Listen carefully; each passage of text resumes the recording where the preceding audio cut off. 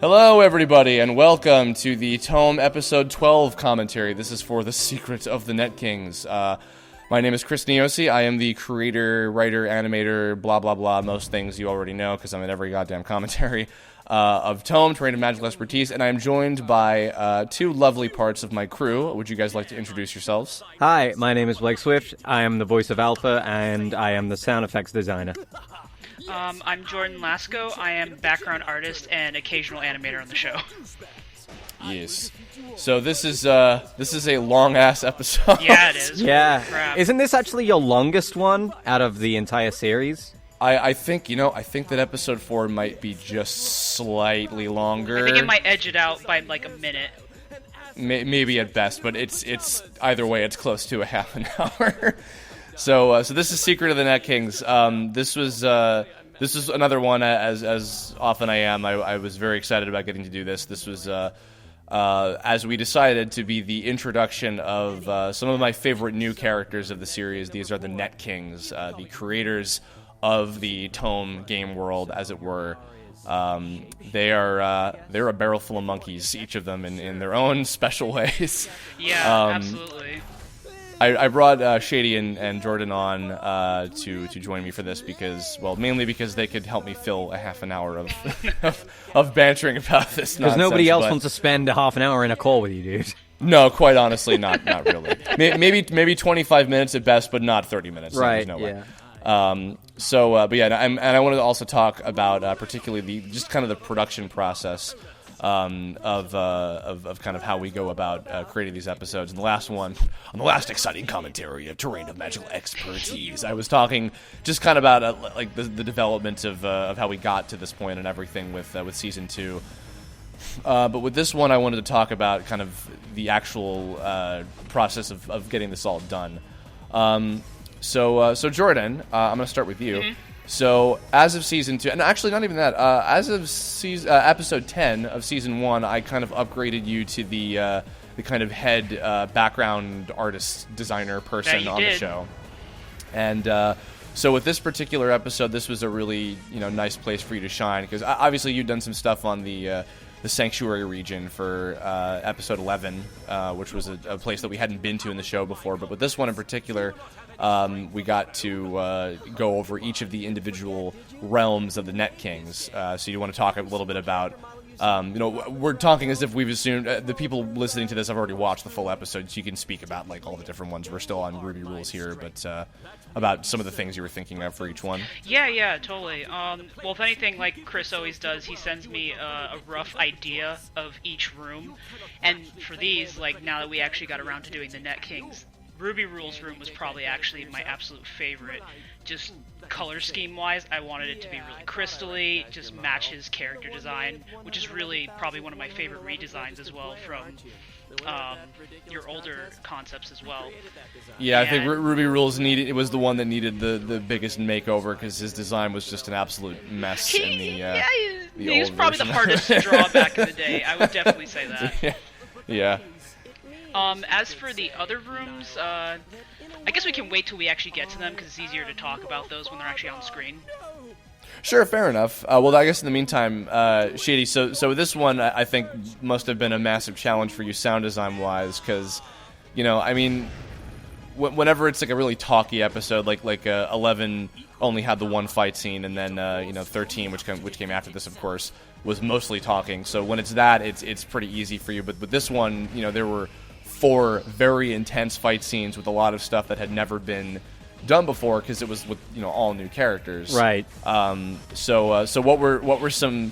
I looked over everything over like a stream with you as you were kind of going through it. But what were some of the challenges or like particular things about doing the work on this one? Well, I think the biggest thing was to make each Netking sort of have its own theme in terms of like sound effects for what they use.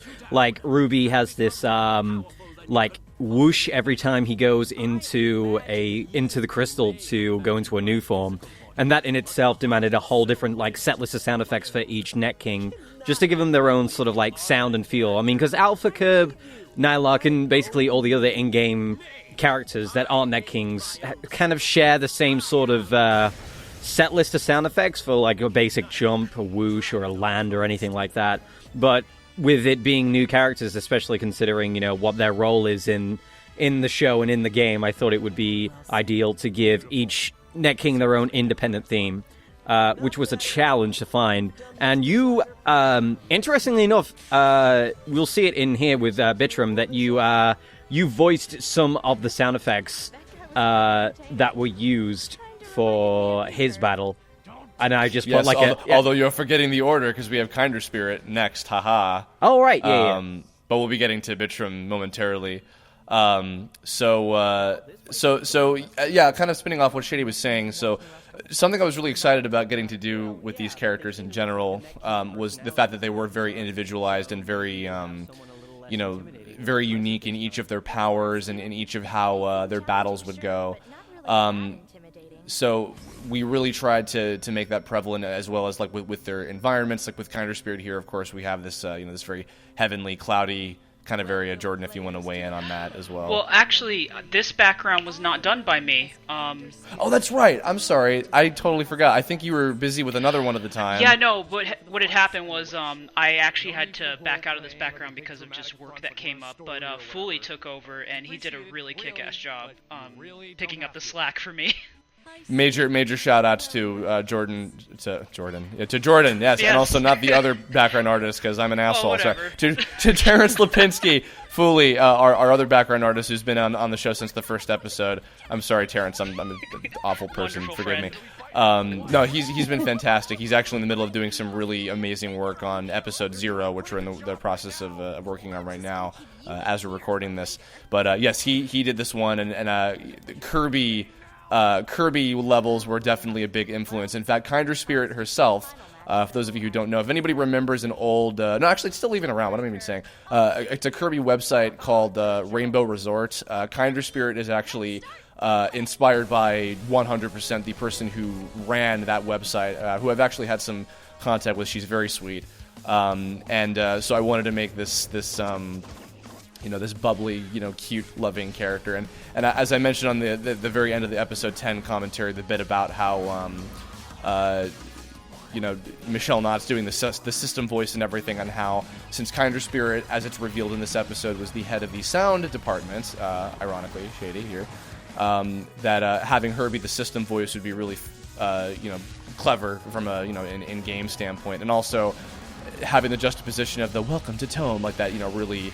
intense sounding commercially kind of voice to like, like the cutesy wootsy, fluffy kind of thing that Michelle Knotts did that was just absolutely perfect for Kinder Spirit. I loved her performance. Also, kind of going back a step, I was talking about Yuri briefly in the episode 11 commentary, but I wanted to give... Ruby Rules was like the most difficult to cast. I went through a lot of different options for him, but having Yuri, who's so often given like the young lead hero, Ben 10 kind of thing, I wanted to give him a guy who was kind of an asshole, and Ruby Rules is kind of an asshole. He shines through as being the biggest jerk face.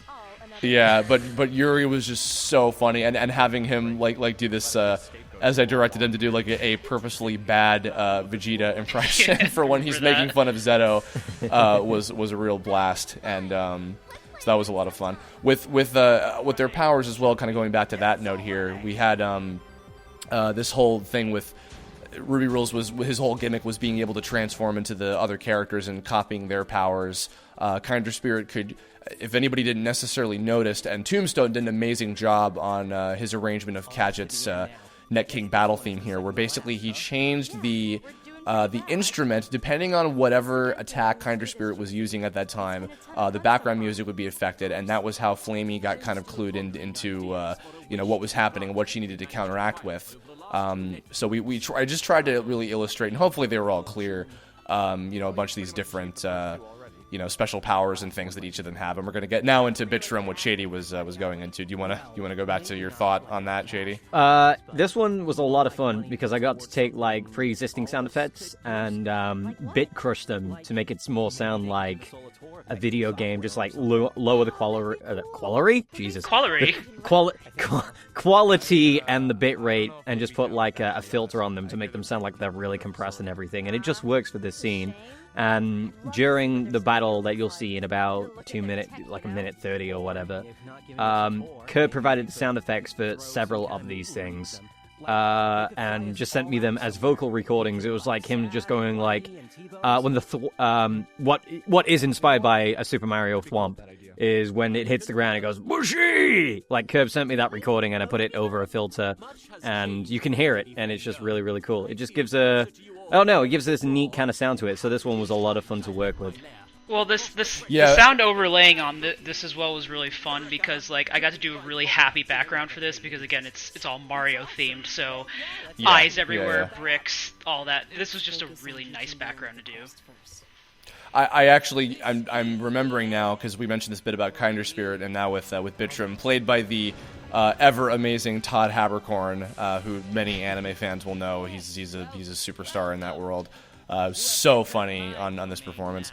So Bitum is, weirdly enough, the Netkings, I've said in a lot of the old commentaries that most of the TOME characters are inspired by a lot of the first internet friends that Mike Lucas and I made on the TV TOME forums many, many, many years ago. The Netkings are actually inspired by, not necessarily users and people that we met. Kinder Spirit is an exception where she is directly the person who founded that Kirby site. Bitum is and some of the other characters are inspired specifically by just websites that I used to go to when I was like 12. That I would always frequent. Exec, for instance, was at his whole kind of mechanical area that we didn't really get to talk to yet, talk about. But that was his whole thing was inspired by game trailers, which also fit with John St. John voicing him. And then Ruby Rules, I want to say he was inspired maybe by like some Pokemon sites or something. I can't entirely remember. And then Bitum also being kind of a jokester. This was kind of all a joke on a site that isn't quite as relevant anymore, but it had a lot of really fun memories for me. It was Super Mario 128 Central, which was the site that infamized that's a word, by the way. The L is real 64. Luigi is totally unlockable in Mario 64. Oh, that sack of crap. Yeah, that whole thing, and many other great Mario related April Fool's jokes. They did all those, and I used to go to that site all the time as a kid. So that's part of the reason why Bitum is not only very heavily Mario inspired with like this thing is it's very much like a thwomp and. The item boxes with the different, the mushrooms and the flowers and all that stuff, everything. But he's a jokester because of the whole April Fool's thing. So that was kind of where the inspiration for his personality came from. And again, Todd just like really sold it. Well, I love the fact, again, that you threw in the line for the open the box. Open the box. That was a reference to the old TTA series as well, which I couldn't not toss that in there. People really appreciated that. Like I think this particular scene was probably everyone's favorite out of this entire episode. It inspired the T-shirt. Yep. I'm the king. Which was not intentional. It was just kind of perfect for that. Funny, man. Look at him go. He looks crazy. He's pissed. When I received these files and I started doing the engineering for this particular scene where you're just losing your crap, I kind of had to go, what is going on? I mean, you're basically like Alpha down there. It's just like, you okay up there, buddy? You gonna be okay? You all right, Kirb? I am great. As I'm referencing Rocco's Modern Life, of course, also with that I am better than this and this the wacky deli whole thing, which I'm sure many people caught on to. There's so many like stupid references to a lot of our favorite things kind of like mixed into here. Yeah. I really like the filters you actually used on the portal and those are cool. And the kind of the disembodied voices here as well. Shady, those are really effective. Thank you. You're welcome. I did my job. Yeah. It's like as I beat Shady off camera. Sorry. Yeah, so that one was nice and easy. Also in terms of animating, that was just a blast to like go through. And then of course we come back here to now. I mentioned in the episode 11 commentary that these were actually in reverse order than originally intended. Webmaster was going to be the first, and also now that I'm remembering, something else that I decided to do that I'm really glad that I did was GC was originally going to fight against Bitum. And Kirb was going to fight against Webmaster. Now, as it is revealed in this scene, of course, that Zeto and Kizuna were both originally some of the Netkings, and they were kind of unofficially declared the 6th and 7th. So Kirb and Zeto being revealed here, or not revealed here, but the fact the audience knows that Kirb and Zeto are the same player. So the whole thing that I was kind of leading up to was going to be that Kirb would have known how to fight against Webmaster because of the fact that he was really Zeto, and therefore he knew Webmaster's whole kind of attack scheme and everything. But I decided that ultimately, because when we made the decision to have GC be the winner of this contest and the whole thing, I thought, you know what, actually, GC deserves a really, really cool fight scene. I think this is going to be very significant. So, in a better decision, I decided to have him face off against Webmaster here, which made for an awesome fight scene. I'm really proud of this one. With these, and Jourdan, of course, you did these, Final Destination from Super Smash Brothers inspired kind of platforms. Yeah, if anything, I remember when you asked me to do these, did you have something else in mind before that came up, or were those platforms kind of like an idea on the fly? I think they might have been a little bit on the fly. I knew that Webmaster was going to have these Master Hand, Crazy Hand, kind of inspired special abilities, which again also kind of fit perfectly without even me intending to with GC, because of course GC's got the Dark Hand special attacks here that he's combating with. But I think it just kind of, because Smash Brothers, I think, had just come out on 3DS at the time. Mm-hmm. I think that there probably was a little bit of last second, even this shot right here. This is literally this is the Final Destination hand fight, like the TOME version of it, as many people could tell. Yeah, it's a very appropriate, like, quote-unquote final fight as well, because it's very grand and just all over the place. Something else, I'm going to be risky here because, again, as I said, we're working on episode 0 right now, which is a very special kind of backstory episode, and I'm gonna hold myself to this. Hopefully, it'll be finished by the time that this commentary is released. But so episode 0, which is called File 0, we were originally thinking of actually having that be the first episode of the season and have that set the tone for it, but I decided the main reason I didn't want to go with that is because I wanted these episodes to be how the Netkings would first be introduced, because in episode 0, without giving away too much in case you haven't watched that yet, focuses on the Netkings specifically. And I thought that at first that would be a really good way of kind of introducing this part of the whole, arc of the major storyline. But I think that having the Netkings be introduced as kind of almost like these imposing forces to our heroes, like in the form of like new opponents, made for kind of a better introduction to get to know them, and then that starts the intrigue of like, oh, what are these guys all about? Like, I want to know more about them, which then set up for episode 0, where we do get to learn a lot more about them. Well, I think it's also probably good to do it that way as well, because like you want your first impression of these guys to be from this kind of episode where they're fighting individually and you get to know them a little more personally. Well, it's not about not necessarily learning personal things about them, but more so, I think that like meeting them through the perspective of Alpha and our heroes. Yeah, that's a better way to put it. For a better first impact. Yeah, so I that's another case where like, because also if anybody noticed, episode 11 was called Year 1. So if the order was as I had intended, it would have been File 0, and then Year 1 would have been the little kind of joke with that. But yeah, I think waiting to save it for we decided to put it at the middle of the season turned out to be a little bit of a better turn here. Shady, I talked too much about your voice performance, but this was we recorded this a long time ago now, like several months ago. But this was a scene I was really looking forward to, and I was really happy with how your performance turned out. This was this whole bit with basically the truth. We're seeing Mona and Bryce here with their two characters, but the whole bit with the truth being revealed to our heroes about the fact that the forbidden power might have been a thing that they had actually created, and created this major suspicion.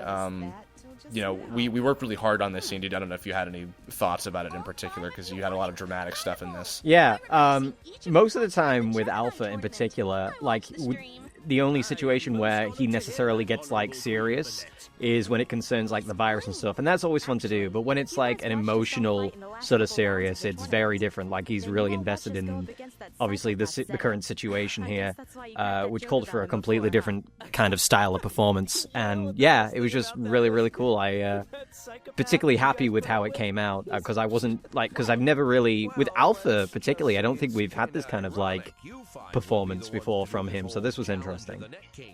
I think for episode 10, definitely the big showdown with Zeto was getting there. Oh yeah, and especially having the Demon Alpha stuff kind of mixed in with that. But this was a scene that I was really looking forward to, mainly because what I wanted to do with this whole part here, and really what I realized is like I could have split 11 and 12 into like 3 episodes, I think, because of how unexpectedly long they ended up going with. But either way, I mean, I don't regret them being the way that they are at all.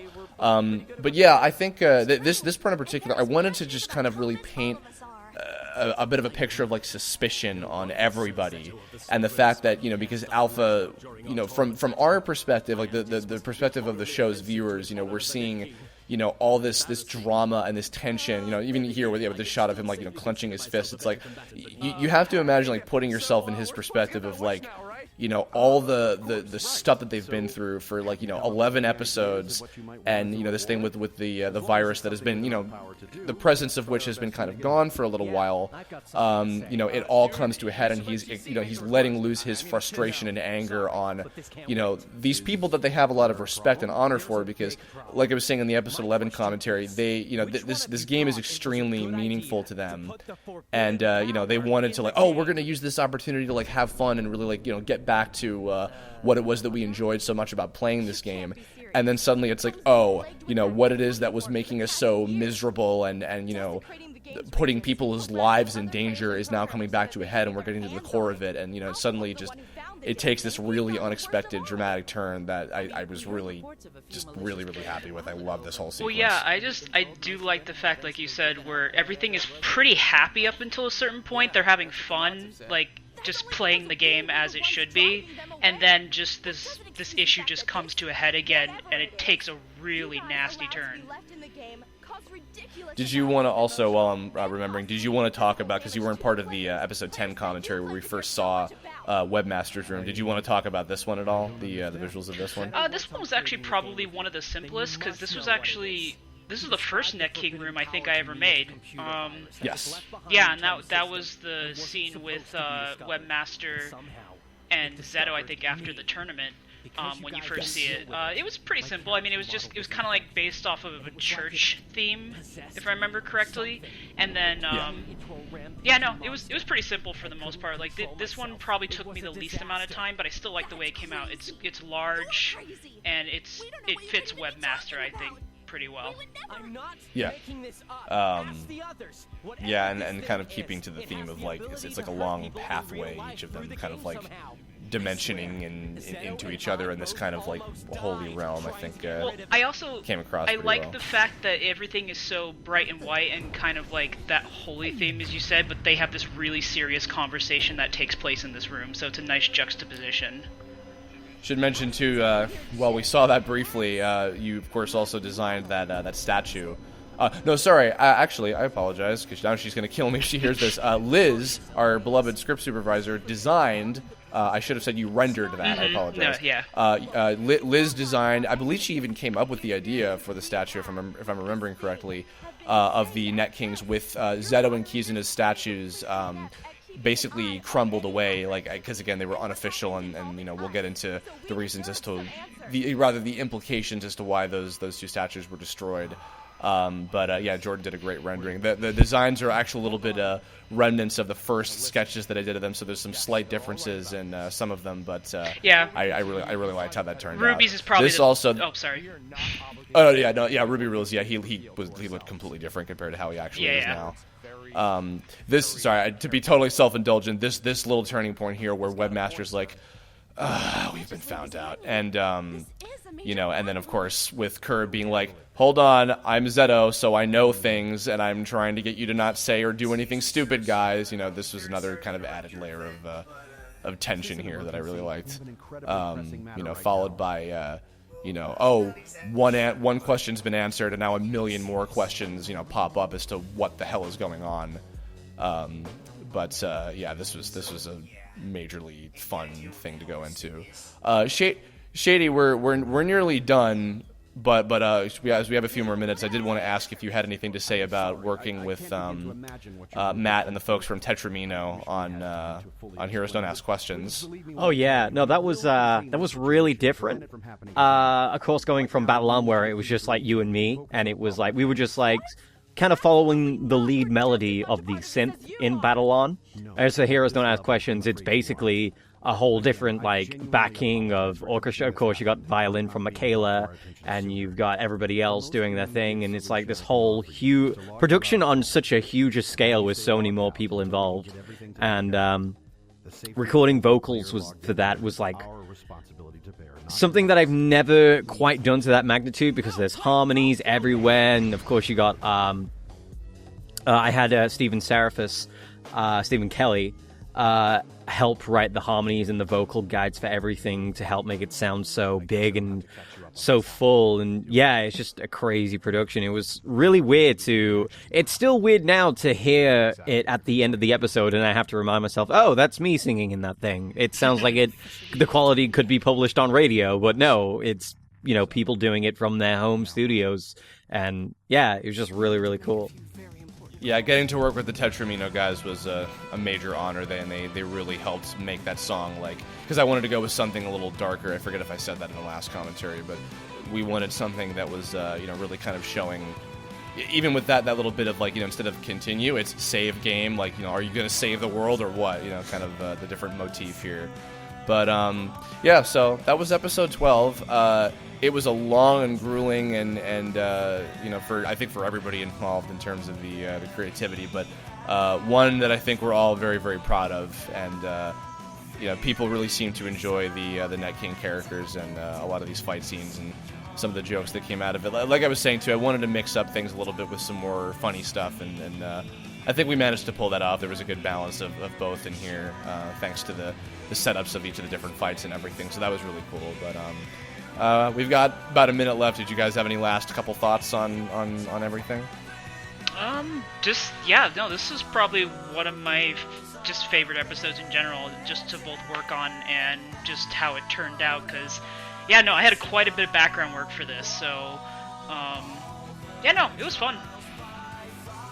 I will say that sound designing vocals was hell, because there are, 5 Net Kings, 5 main.